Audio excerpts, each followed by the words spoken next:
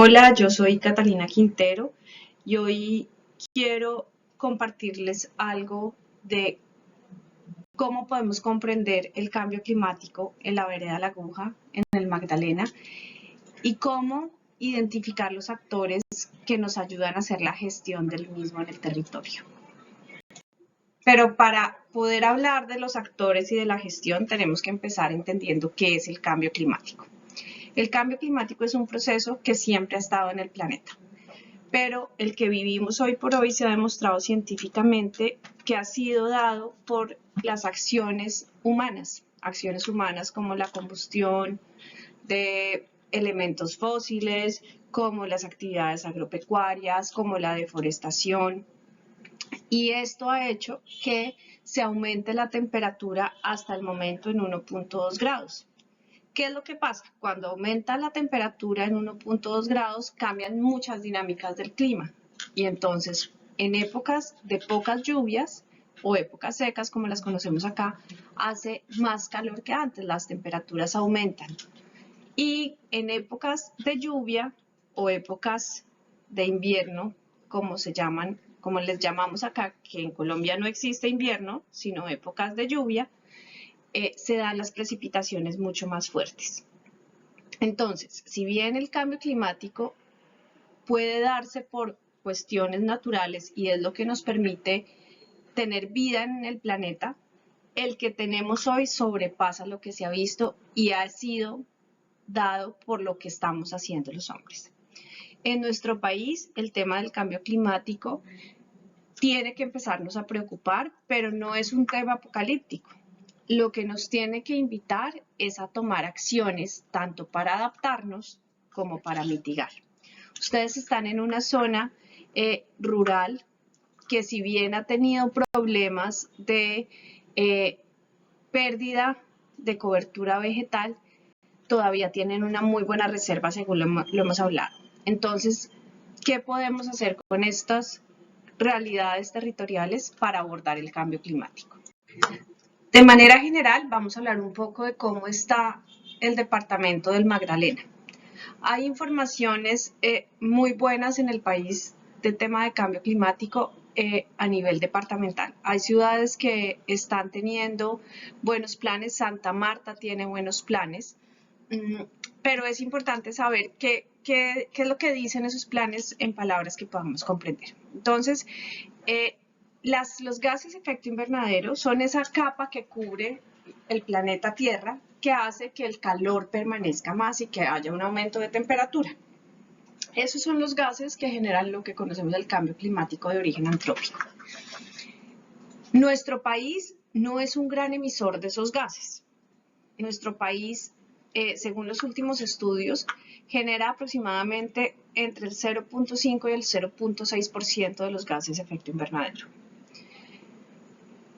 ¿De dónde sale esa emisión de esos gases de efecto invernadero? ¿Qué son? Les cuento rápidamente. Uno es el CO2 o dióxido de carbono, que se da por un tema de combustión principalmente. El otro es el metano, que se da por temas naturales, pero el antrópico se da por manejo de la ganadería o de los sistemas agrícolas. El óxido nitroso, al igual que el metano, se da por temas agrícolas, principalmente cuando hablamos de gases emitidos por acciones humanas, y otros son los HFCs, que se dan por todo el tema de equipos de enfriamiento, calefacción, que pues en la región Caribe, ustedes saben, tenemos un alto uso de, por ejemplo, aires acondicionados o refrigeradores para tener los alimentos y el confort térmico o la temperatura de los seres humanos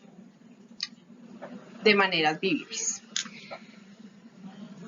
En Colombia, estos gases se dan principalmente en el sector agropecuario.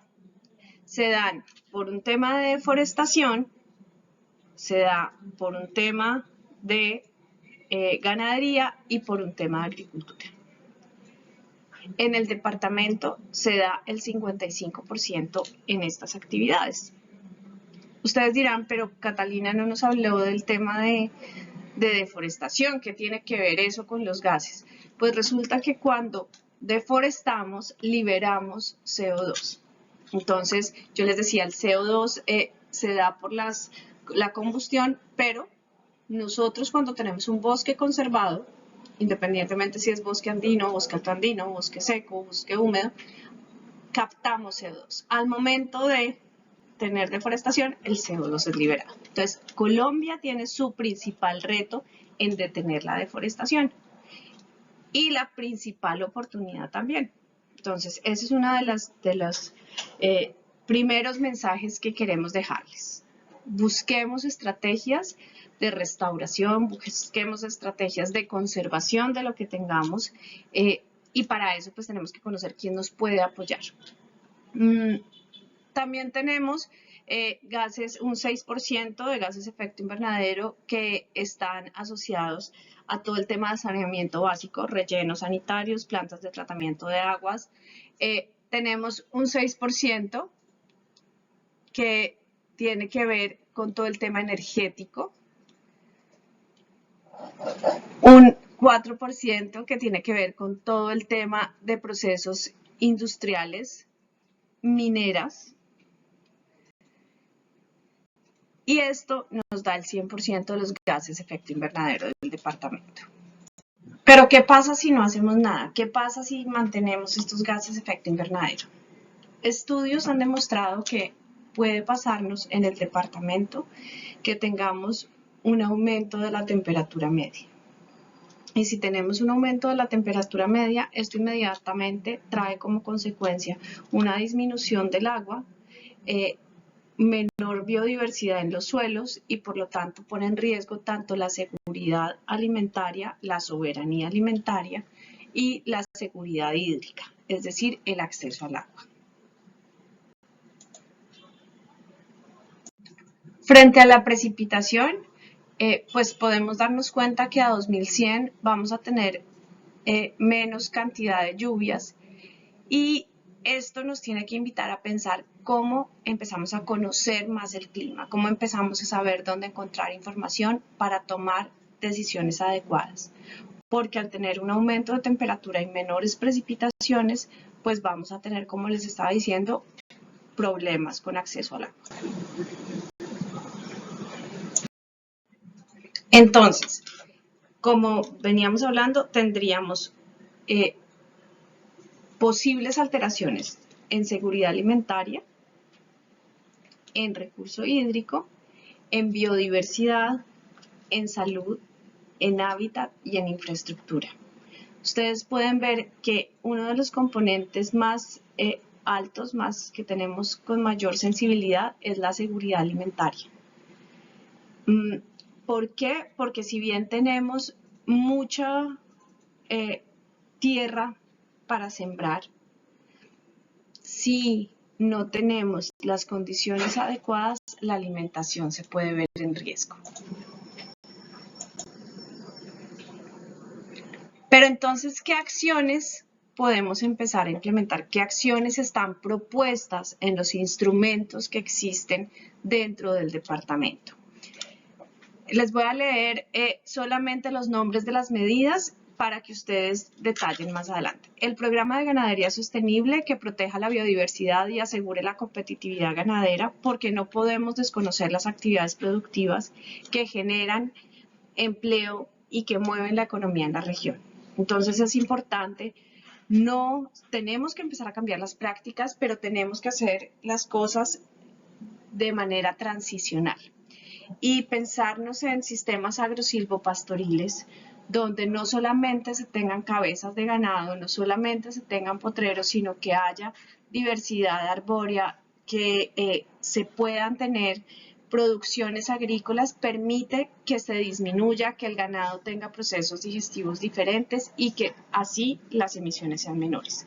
Otra de las medidas es el fortalecimiento de la red de monitoreo agroclimático y el SAT, que son los instrumentos que nos permiten saber cómo se está comportando el clima de manera local. Para eso existen en nuestro país equipos desde las corporaciones autónomas que se encargan de hacer la instalación de las estaciones y de capacitar a las comunidades para que este monitoreo no sea solamente desde la parte institucional, sino que sea un monitoreo comunitario, porque ¿quién mejor que las comunidades para estar pendiente? Otra de las acciones que se presentan es la optimización del recurso hídrico en la agricultura, entonces buscar mejores maneras de riego, saber cuáles son los cultivos, qué cantidad de agua requieren, y eso muchas veces son conocimientos que tiene la comunidad. Entonces es fundamental empezar a identificar ustedes como comunidad qué sembrar, cuándo sembrar. ¿Por qué? Porque eso nos permite o les permite a ustedes tomar decisiones asertivas. La otra es recuperación ambiental de los humedales continentales y la pesca para la adaptación al cambio climático. Somos comunidades anfibias. Ustedes, hasta donde he podido leer, están más altos, pero Santa Marta es una comunidad anfibia, es una comunidad que está entre el agua y el continente. Entonces, es importante reconocer las comunidades pesqueras, que son comunidades campesinas y que también deben hacer parte de la toma de decisiones y de los cambios y de las adaptaciones que se planteen. El otro es programa de cadenas productivas sustentables, donde yo creo que ustedes tienen una muy buena oportunidad y es importante que empecemos a reconocer que el mundo necesita alimentos. Cada vez tenemos más demanda de alimentos sanos. Cada vez tenemos más demanda de alimentos justos. Entonces, ¿cuáles son las opciones que tenemos? Y ahí, como pasaba con el punto anterior, son ustedes quienes tienen la información. Es necesario que empecemos a identificar qué necesita el mundo y qué le podemos dar nosotros al mundo. Claro, primero, satisfaciendo nuestras necesidades, pero con la opción de brindar al mundo lo que nosotros producimos. Y la última acción es, o la última medida es el sistema de abastecimiento de aguas lluvias. Entonces, empezamos a conocer cuáles son las épocas de lluvias para empezar a hacer, como yo les decía en algún momento, las cosechas de agua lluvia. Entonces, establecer infraestructuras que nos permitan captar el agua lluvia y almacenarla para épocas secas en nuestros procesos. ¿Qué acciones podemos, mientras todo esto que depende en gran medida de una institucionalidad sólida que nos acompañe, qué podemos ir haciendo nosotros como comunidad? Tenemos que empezar a almacenar semillas, a hacer protección de semillas nativas, a reconocer con los campesinos, con los ancestros, qué se daba, cómo se daba y quién tiene todavía esas semillas. Las semillas que no vienen de empresas agrícolas generalmente son más resilientes a los cambios climáticos, a los cambios que se dan por el cambio climático, a la variabilidad climática. Entonces, empezar a hacer bancos de semillas. Guardar heno. Entonces, si tenemos, por ejemplo, algún cultivo de silo, empezar a almacenar, tener espacios para almacenar. Tenemos que pensar en algo que yo creo en el país sería fundamental y es la transformación de los alimentos. Aprender a preparar conservas, qué podemos hacer con los frutales. Podemos hacer deshidratación solar, podemos hacer mermeladas, podemos hacer postres, podemos hacer pulpas que podamos mantener en diferentes tiempos. Tenemos que saber dónde mover el ganado de todo tipo, no solo las vacas, sino también, por ejemplo, si tenemos cabras, si tenemos cerdos, estar pendientes cuando las condiciones, por ejemplo, se ponen de mucha lluvia o de muy poca lluvia, porque en un lado pues se nos pueden morir deshidratados y en el otro pueden sufrir accidentes. Importante construir albergues. Parte de la adaptación al cambio climático tiene que ser una adaptación basada en infraestructura. Entonces, ¿cómo construimos espacios seguros para los seres vivos? Construcción de plataformas para cultivos y viviendas. Tenemos que establecer infraestructuras adecuadas, que nosotros sepamos dónde podemos tener espacios para la producción seguros, donde podemos tener espacios para la vivienda seguros. Y esto tiene que estar muy acompañado del Sistema Nacional de Gestión del Riesgo. Ellos tienen identificados ya con diferentes estudios pues todos los temas, entonces eso es importante. La formulación de los planes de preparación sectorial y la participación en su implementación. La adquisición e instalación de sistemas de riego y la captación y almacenamiento de agua, como lo habíamos visto. En esta tabla, ustedes van a identificar cuáles son esos actores que tienen responsabilidad sobre la gestión del cambio climático y cuál es la responsabilidad sobre los territorios. Es importante que desde el nivel comunitario le pidamos o le exijamos a las entidades del orden departamental y municipal y nacional que cumplan con sus funciones. Si bien tenemos que ser cada vez territorios más autónomos, es fundamental dentro de la autonomía exigir que los entes nacionales cumplan con su misionalidad. Entonces, en esta tabla presento los actores y cuál es el rol dentro de la gestión del cambio climático. Mucha de la información que ustedes van a encontrar en los recursos es aportada por estas entidades. Entonces, conózcanlas, cómo actúan en su territorio, si no son reconocidas, dónde podemos empezar a buscar un acercamiento con ellos, porque muchas veces los recursos están ahí. Por último, quiero presentarles los recursos. Les dejo acá de dónde saqué esta información y dónde pueden ustedes obtener parte de actualidad en temas agroclimáticos. Con esto seguramente van a poder tomar decisiones para conocer a los actores que están en el territorio. Muchas gracias.